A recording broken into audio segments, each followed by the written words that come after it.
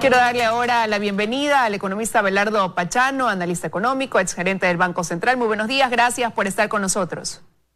Buenos días, Liz, un gusto saludarle.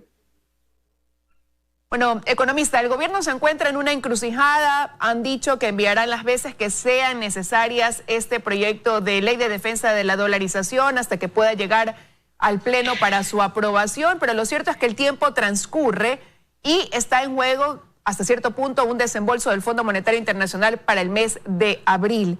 ¿Cuáles pudieran ser las consecuencias si es que no se logra dar paso al tratamiento y posterior aprobación de las reformas planteadas?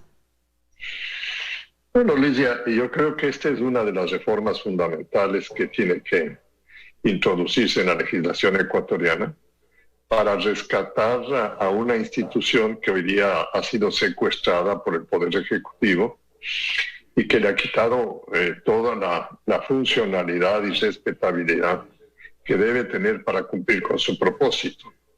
El Banco Central en el mundo, y no solo en el Ecuador, es una institución que requiere de un enorme grado de autonomía y de gran capacidad técnica para poder ofrecerles a las comunidades la existencia de una economía estable, de una economía pujante y de una economía creíble y sostenible.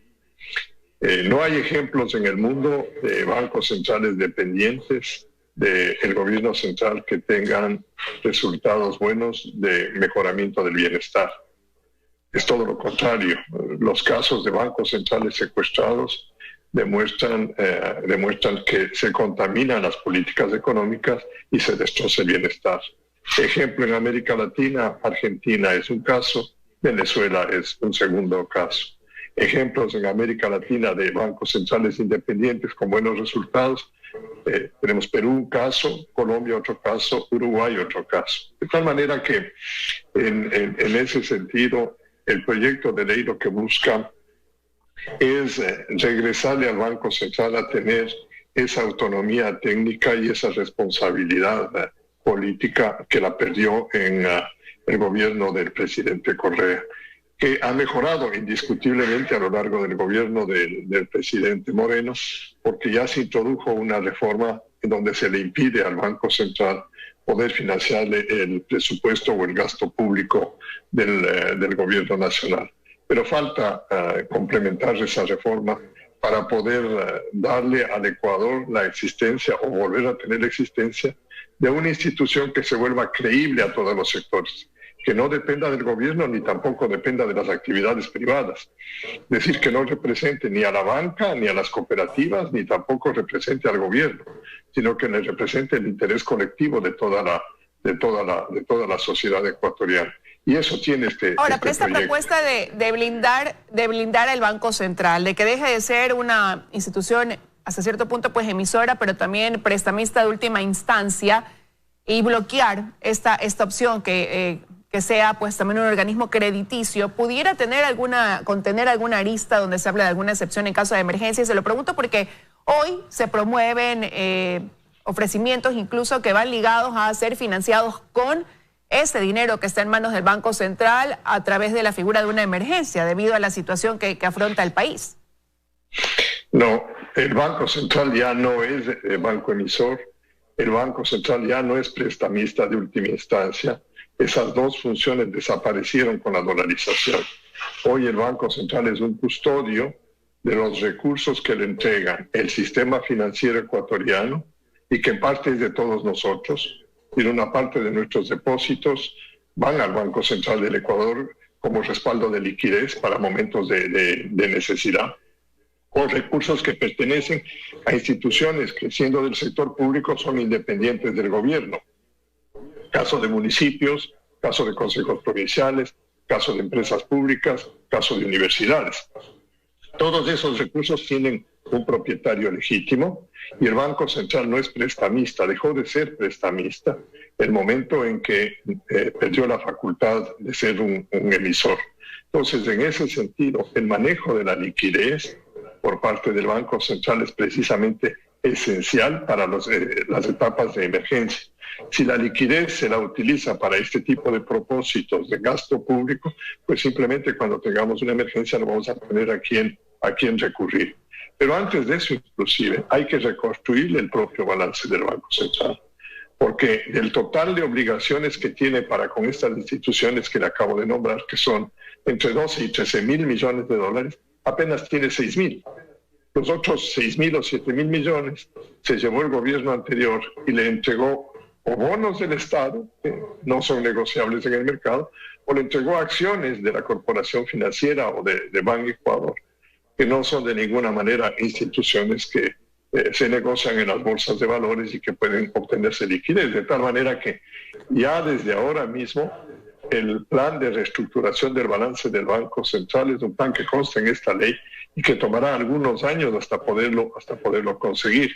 El daño es enorme el que se ha hecho y no hay que volver a incurrir en eso. Y de ahí es la importancia de tener un directorio técnico de alto nivel, 4º nivel de formación profesional, 10 años por lo menos de experiencia en este campo, para que esas personas con responsabilidad puedan asegurar, primero, que la normativa del sistema financiero ecuatoriano es una normativa que asegura buen manejo de los recursos por parte de los bancos y las cooperativas. Segundo, de que también pueda poner normativa al mercado de valores, al mercado de capitales. Tercero, que le ponga también normativa al mercado de seguros. En definitiva, que sea un organismo que compendie absolutamente todo tipo de intermediación financiera de una manera coherente y aplique los principios internacionales de gobernanza del sistema financiero, que son de alguna manera resumidos en lo que nosotros conocemos las condiciones o los principios de Basilea, en donde los bancos centrales... Ahora, pero reestructurar este balance economista que usted dice del Banco Central y que se vuelve tan necesario ya sería un trabajo que pasaría al próximo gobierno, a quien asuma en mayo. Y probablemente al siguiente también, porque es un tema que hay que recuperar esos 7 mil millones de dólares, y esos 7 mil millones de dólares en el estado de postración que tienen las finanzas públicas, en el corto plazo no van a poder ser devueltos si no hay capacidad de pago por parte del gobierno. Y aquí surge otra, yo diría, inconsistencia terrible con lo que proponen. ¿Quién presta a un deudor que se sabe que no tiene capacidad de pago? Nadie, en ninguna parte del mundo. ¿Cómo puede ser posible que se pretenda que le presten al gobierno una cantidad de recursos que deben ser líquidos, sabiendo que el gobierno no tiene capacidad de pago? De tal manera que es hasta desde el punto de vista de manejo de riesgo un sinsentido lo que se está planteando ahí. En ese plano, entonces, el periodo de recuperación del balance del Banco Central va a ir más allá de un periodo de gobierno. Y cuando tengamos el 100% del balance del Banco Central recuperado, tendremos que iniciar una etapa de mayor capitalización del Banco Central para que con recursos adicionales, y escúchenme bien, Liz, con esos recursos adicionales, ahí sí se pueda tener un prestamista que regule los mercados de capitales y monetarios, porque esos recursos ya no le pertenecen ni a las instituciones financieras, ni a las cooperativas, ni al gobierno, ni a las entidades públicas, sino que son propiedad del Banco Central del Ecuador. Y ahí, con ese recurso que nos representa a todos, sí se puede regular y mejorar la conducta de la economía ecuatoriana con un Banco Central mucho más activo. De tal manera que es una tarea de largo plazo, Liz. La dolarización exige eso. El programa que está establecido en la reforma legal es un programa consistente. Ojalá la Asamblea vuelva a revisar esta decisión en consulta que ha vuelto a tomar. Me parece que le cabe la responsabilidad y señalarles que son responsables enormes de lo que nos pueda pasar en el futuro por una falta de diligencia política. Y antes de hablar de esa responsabilidad de la Asamblea o de esa actuación de la Asamblea, sí quisiera preguntarle, usted acaba de hablar de la necesidad de tener esos prestamistas, ¿no? Y el hecho de que estas reformas no se aprueben pone en riesgo incluso esa confianza del Fondo Monetario Internacional, que en abril tiene que hacer un desembolso de 450 millones de dólares. Analizando el otro escenario, si no pasaran estas reformas, ¿a qué se vería abocado el Ecuador en la necesidad de financiamiento? Usted decía, difícil que alguien confíe. Hace algunos años atrás, el principal financista o prestamista pues era China, basado en una negociación donde tenían un beneficio a través de réditos petroleros. Y incluso ahora, entre los candidatos, pues uno de ellos habla de no descarta a Asia nuevamente como tenerlo, como como gran apoyo financiero para el país. Claro, pero ahí el tema vuelve nuevamente a encender las luces amarillas y rojas de la conveniencia de ese tipo de endeudamiento. Recordemos que los préstamos que vienen del Fondo Monetario, del Banco Mundial, del BID, de la CAF, son préstamos con tasas de interés muy bajas, largo plazo y periodo de gracia. En el caso del Fondo Monetario son a 10 años plazo, con 3 años de gracia y el 2,5% de interés. De tal manera que si le comparamos con los créditos chinos, la distancia es monumental. Los créditos chinos vienen a 9,5%, 10% de interés, son a 4 o 5 años plazo, no tienen periodo de gracia y encima tienen garantía de petróleo. Entonces, ya hemos cuestionado mucho ese tipo de operaciones y volver a hacerlas me parece que sería una irresponsabilidad muy grande para con el propio país. Ahora, en el año 2020 nosotros como Ecuador salimos bien librados después de semejante pandemia y paralización, porque los organismos multilaterales nos dieron una mano importante. El Fondo Monetario nos entregó 4.000 millones, el Banco Mundial, si no me equivoco, cerca de 1.000 millones, el BID alguna cantidad parecida.